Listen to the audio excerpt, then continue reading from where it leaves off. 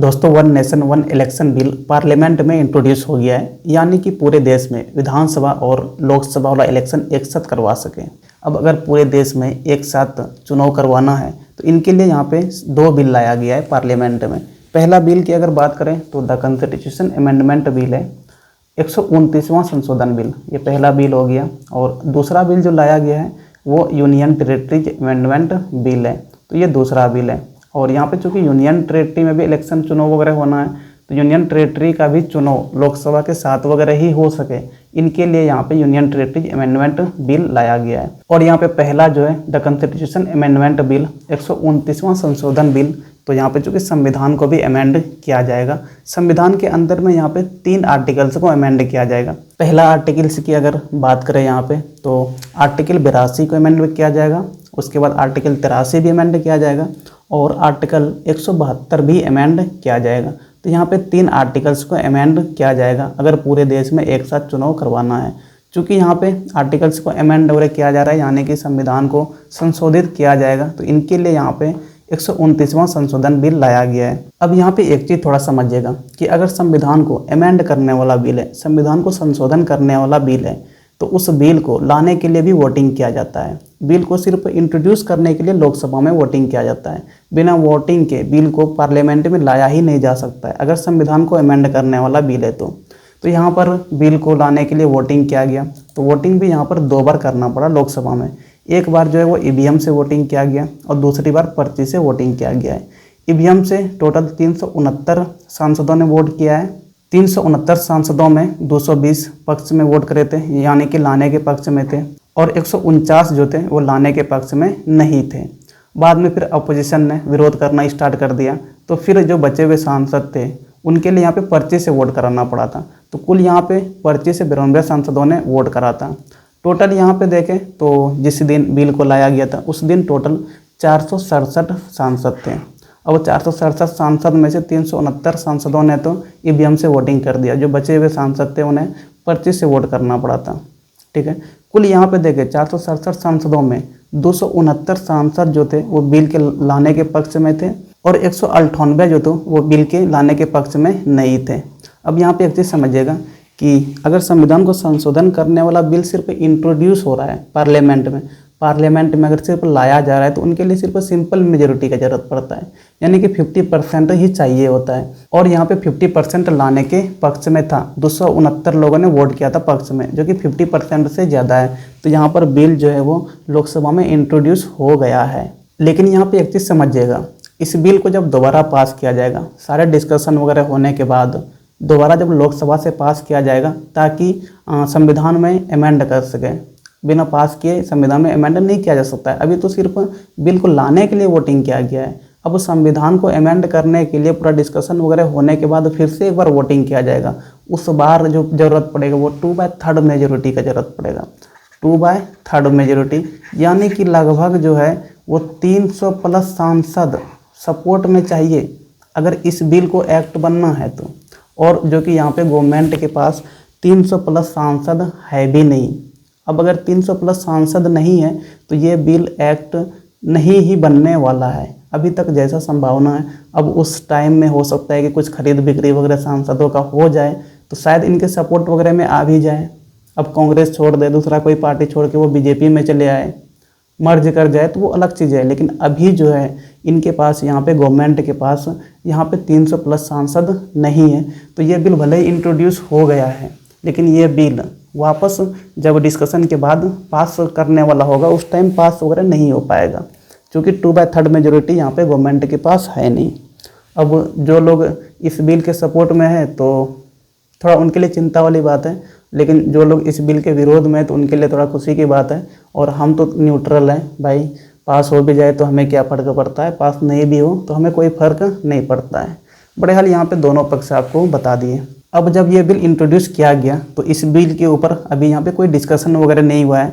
विपक्ष ने यहाँ पे डिमांड करा कि इस बिल को जेपीसी के पास भेजने के लिए। जेपीसी का मतलब होता है ज्वाइंट पार्लियामेंट्री कमेटी।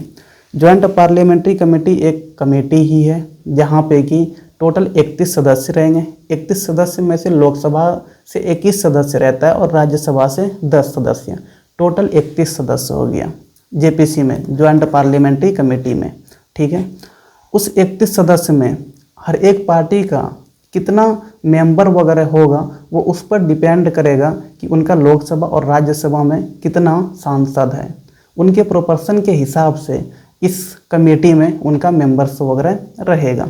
तो टोटल यहाँ पे 31 मेंबर रहेंगे और 31 में से हम लोग जानते हैं कि लोकसभा में सबसे ज़्यादा जो प्रोपोर्शन है तो जिस पार्टी का सरकार है उसी का है, तो इस 31 में सबसे ज़्यादा उसी का रहने वाला है। वो और बात है कि वहाँ पर अपोजिशन के मेंबर वगैरह भी रहेंगे।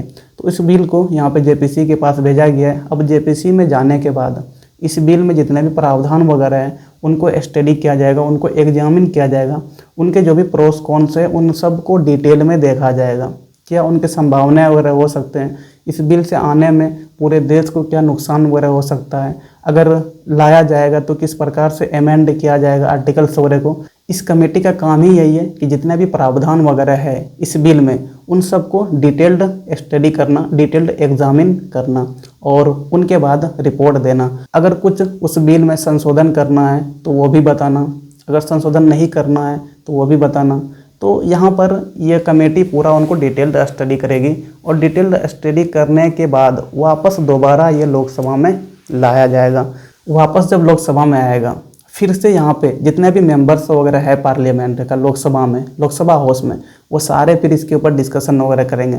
डिस्कशन करने के बाद फिर 2/3 मेजोरिटी से इन्हें पास किया जाएगा। अगर 2/3 मेजोरिटी से पास हो जाता है तब जाके फिर से संविधान में, फिर से मतलब दूसरे हाउस में जाएगा, राज्यसभा में जाएगा और राज्यसभा में भी सेम प्रोसीजर वगैरह होता है। और अगर राज्यसभा से भी 2/3 मेजोरिटी से पास हो जाता है तब जाके फिर ये प्रेसिडेंट के पास जाएगा और जब प्रेसिडेंट साइन कर देंगे तब फिर संविधान में अमेंड किया जाएगा। तो ये पूरा प्रोसीजर वगैरह है। तो अभी यहाँ पे सिर्फ बिल को इंट्रोड्यूस किया गया है और बिल को इंट्रोड्यूस करने के बाद जेपीसी के पास भेज दिया गया है, ज्वाइंट पार्लियामेंट्री कमेटी के पास भेज दिया गया है।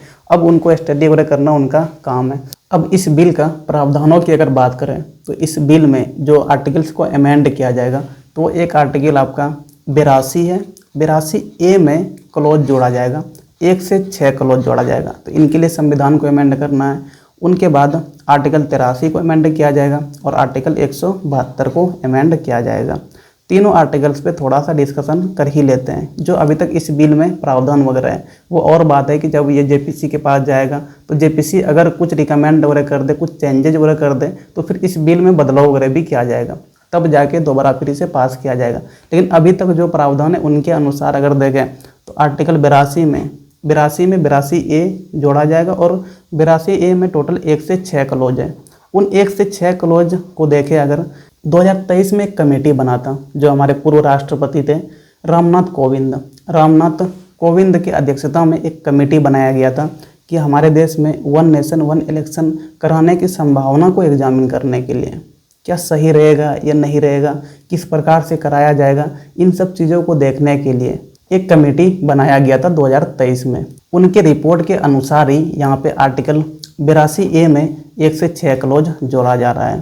पहला क्लॉज में अगर बात करें तो यहाँ पे प्रेसिडेंट को पावर दिया गया कि प्रेसिडेंट एक अपॉइंटेड डेट सेट कर सके। दूसरे क्लॉज में देखें तो दूसरे क्लॉज में ये बोला गया है कि अगर अपॉइंटेड डेट के बाद जब लोकसभा का टर्म खत्म होगा, अगले लोकसभा का टर्म जब खत्म होगा, इस वाले लोकसभा में कुछ नहीं होने वाला है, अगले वाला जब चुनाव हो गया आएगा तो उसके बाद जब उसका टर्म खत्म होगा लोकसभा का तो उसी टाइम में सारे स्टेट असेंबली का भी टर्म को समाप्त मान लिया जाएगा। यानी कि यहाँ पे संभावना है कि 2034 में जाके यहाँ पर एक साथ चुनाव हो सकता है।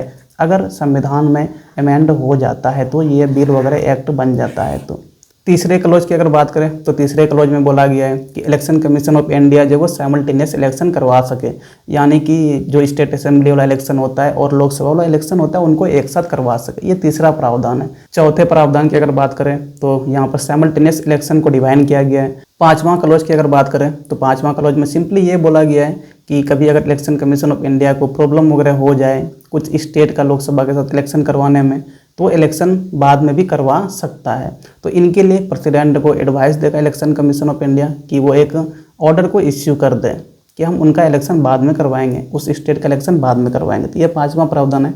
और लास्ट क्लॉज में सिंपली ये बोला गया है कि जिनका इलेक्शन बाद में होगा तो उनका टर्म जो ख़त्म होगा वो लोकसभा के साथ ही ख़त्म हो जाएगा। लोकसभा का जो टर्म जिस टाइम में ख़त्म होगा उन्हीं के साथ मान लिया जाएगा कि जिनका बाद में भी इलेक्शन वगैरह हुआ है तो उनका भी उसी टाइम में ख़त्म मान लिया जाएगा। तो ये आपका छठा क्लॉज था। तो ये 82A के अंदर में जो 1 से 6 क्लॉज था उनमें था। उसके बाद अगर आर्टिकल 83 की बात करें तो आर्टिकल 83 में सिंपली ये है कि मान लीजिए कि लोकसभा का चुनाव वगैरह हो गया और लोकसभा का चुनाव होने के बाद 5 साल टर्म पूरा होने से पहले बीच में ही किसी कारणवश डिजोल्व हो जाता है। अब डिजोल्व अगर हो गया है तो दोबारा हो सकता है कि चुनाव वगैरह करना पड़ जाए। दोबारा अगर चुनाव वगैरह होता भी है तो जितना 5 साल में समय बचा हुआ है उतने तक ही चलेगा वो, ठीक है। चुनाव होने के बाद वहाँ से 5 साल नहीं जोड़ा जाएगा, शुरू से 5 साल जोड़ा जाएगा, ठीक है। तो ये आर्टिकल 83 में इनके लिए अमेंड किया जाएगा कि बीच में अगर डिजोल्व वगैरह हो भी जाता है, चुनाव वगैरह करवाना भी पड़ जाता है तो 5 साल जो जोड़ा जाएगा तो वो स्टार्टिंग से ही जोड़ा जाएगा, उनसे पहले वाला चुनाव से ही जोड़ा जाएगा, बीच वाले से नहीं जोड़ा जाएगा। तो ये सिंपली आर्टिकल 83 है और ये लोकसभा के लिए है। और आर्टिकल 172 ये स्टेट के लिए कि मान लीजिए कोई स्टेट असेंबली में डिजोल्व वगैरह हो जाता है असेंबली, तो उनके लिए अगर बीच में चुनाव वगैरह करवाना पड़ जाए स्टेट वाला, तो उस केस में अगर बीच में करवाना पड़ता है तो वहाँ से 5 साल नहीं जोड़ा जाएगा, बल्कि 5 साल जो वो स्टार्टिंग से ही जोड़ा जाएगा। यानी कि जितना समय बचा हुआ था, दोबारा बीच में इलेक्शन होगा तो बचे हुए समय तक ही वो सरकार चलेगा। सिंपली ये आर्टिकल 172 है और ये आर्टिकल 172 स्टेट के लिए था और आर्टिकल 83 आपका सेंटर के लिए, लोकसभा के लिए था। तो टोटल यहाँ पे 3 आर्टिकल्स को अमेंड किया जाएगा, जिनके लिए यहाँ पे कि संविधान संशोधन बिल 129वां लाया गया है।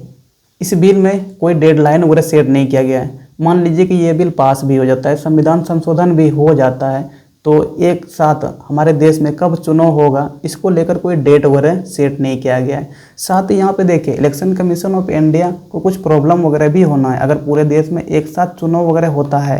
तो देखिए अगर अभी बात करें हम लोग के देश में तो ईवीएम मशीन मात्र 25 लाख है और अगर पूरे देश में एक साथ चुनाव करवाना है तो कम से कम 46 लाख ईवीएम मशीन चाहिए, जो कि अभी अवेलेबल जो है वो 25 लाख है। इनके अलावा अगर बात करें जो ईवीएम मशीन होता है उनका एक्सपायरी मात्र 15 साल तक ही रहता है, यानी कि एक मशीन 15 साल तक ही चलता है। अब अगर 2034 में मान लेते हैं कि एक साथ पूरे देश में चुनाव होता है, 2034 में जाके लगभग 15 लाख मशीनों का उम्र पूरा हो जाएगा, 15 साल। अब देखिए समझिए अभी के हिसाब से देखें तो 21 लाख यहाँ पे ज़रूरत पड़ने वाला था और हम यहाँ पे देख रहे हैं कि 2034 में जाके 15 लाख मशीन का और भी समय पूरने वाला है। यानी कि 21 में अगर और 15 को जोड़ दें, 21 में 15 को जोड़ दें तो 5 1 6 2 1 3, यानी कि 36 लाख यहाँ पे मशीन का ज़रूरत पड़ने वाला है। और यहाँ पे इलेक्शन कमीशन ऑफ इंडिया का कहना है कि हमें इतना इलेक्शन करवाने के लिए हमें ईवीएम का बहुत सारा ज़रूरत पड़ने वाला है, जिनके इंतजाम के लिए कम से कम 10 साल तो चाहिए ही चाहिए। अब देखिए यहाँ पे बिल को इंट्रोड्यूस वगैरह ही अभी किया गया है। बिल को इस लोकसभा सेशन में पास वगैरह होना भी नहीं है, जो इंटर वाला सेशन है, क्योंकि 20 दिसंबर तक ही ख़त्म हो जाएगा। अभी तो ज्वाइंट पार्लियामेंट्री कमेटी के पास गया हुआ है, वहाँ से आएगा। अब जब अगला आपका सेशन होगा समर सेशन, उस टाइम में जाके इस बिल को दोबारा जेपीसी से भेजा जाएगा लोकसभा में, तब जाके बिल वगैरह के ऊपर डिस्कशन वगैरह होगा। अगर पास वगैरह होने वाला होगा तो पास होगा, नहीं होने वाला होगा तो नहीं होगा, क्योंकि 2/3 मेजोरिटी है भी नहीं है अभी सरकार के पास। तो मान लीजिए कि पास नहीं ही हो सकता है। बड़े हाल बिल तो आ गया है, अब देखिए आगे क्या होता है। लेकिन यहाँ पे देखिए बहसबाजी वगैरह भी हो रहा है अपोजिशन और सरकार के बीच में। जो सरकार है वह कह रही कि ये सही है, अपोजिशन कह रहा है कि वो गलत है। अपोजिशन का यहाँ पे कहना है कि ये बिल के आने से अगर पूरे देश में एक साथ इलेक्शन हो जाता है तो यहाँ पर जो वोट करेंगे ना वो सिर्फ नेशनल इश्यू वगैरह को देखेंगे, जो लोकल इश्यू है उनको इग्नोर कर दिया जाएगा। साथ ही साथ यहाँ पे जो फेडरलिज्म है उनका वायलेशन वगैरह हो रहा है, स्टेट से राइट्स वगैरह अधिकार वगैरह छीना जा रहा है, जबकि हम लोगों का संविधान में स्टेट को सेंटर के बराबर में माना गया है। अब अगर ये बिल पास हो जाता है, संविधान अमेंड हो जाता है, जो स्टेट है वो सेंटर के अधीन हो जाएगा, मीन्स उनके अंदर में हो जाएगा। यहाँ पे ज़्यादा पावर मिल रहा है सेंटर को, सेंट्रल गवर्नमेंट को ज़्यादा पावर मिल जाएगा। साथ ही यहाँ पे इस बिल को पास होने के बाद कब लागू करवाना है इसके लिए भी जो पावर है वो सेंट्रल गवर्नमेंट के पास ही है, क्योंकि इस बिल में कहीं भी डेट वगैरह नहीं दे रखा है कि कब से ये बिल लागू वगैरह होगा या नहीं होगा। तो यहाँ पे सेंट्रल गवर्नमेंट अपने अनुसार इसको इम्प्लीमेंट करेगा। तो ये सब इस बिल में कुछ कमी वगैरह भी है और जो अपोजिशन वगैरह कर रहे हैं। बाकी देखिए सबका अपना अपना विचार है, ठीक है, किसी को अच्छा लगेगा किसी को ख़राब लगेगा। अब पर्सनली मेरा माने तो ये बिल एक तरह से ठीक ही है, क्योंकि देखिए बहुत कॉस्टली पड़ता है जब हर एक राज्य में अलग अलग चुनाव वगैरह होता है। तो अब अगर एक साथ वगैरह चुनाव हो जाएगा तो शायद कुछ पैसे वगैरह कम लगे, लेकिन देखिए भाई अब पैसे की बात है तो बहुत सारे हो जाते हैं। अब देखिए सारे सांसदों को यहाँ पे देखें तो पेंशन वगैरह लेते हैं, एक बार नहीं जितने बार जीतते हैं ना तो उतने बार उनको पेंशन वगैरह मिलता है, सैलरी मिलता है, इतना अलाउंसेस वगैरह मिल रहा है। तो पैसे के बाद छोड़ ही दीजिए, पैसे की अगर सोचते सांसद लोग तो फिर वो अपना जो पेंशन वगैरह है वो बार बार लेते ही नहीं, चलिए एक बार कोई पेंशन लेगा। अब जितना बार जीत के जा रहा है उतना बार पेंशन ले रहा है, सैलरी अलग से ले रहा है। तो यहाँ पे सांसद वगैरह जो होते हैं तो वो जनता के पैसों के बारे में कतई नहीं सोचते हैं, वो सिर्फ अपना फ़ायदा सोचते हैं। तो कहीं ना कहीं यहाँ पे ये सरकार अगर लेके आई है तो इनको कुछ फ़ायदा वगैरह भी होगा। बड़े हाल अगर हम लोग आम नागरिक थोड़ा सा सोचें तो यहाँ पे पैसा वगैरह थोड़ा बहुत बचने वाला है। बड़े हाल इस बिल के बारे में सबका अपना अपना विचार होगा। अब आप लोग इस बिल के बारे में क्या सोचते हैं, क्या ये सही है ये नहीं है, बड़े हाल आप अपना विचार वगैरह दे सकते हैं, जो भी आपका प्रतिक्रिया है इसके बारे में। चलिए फिर थैंक यू, धन्यवाद।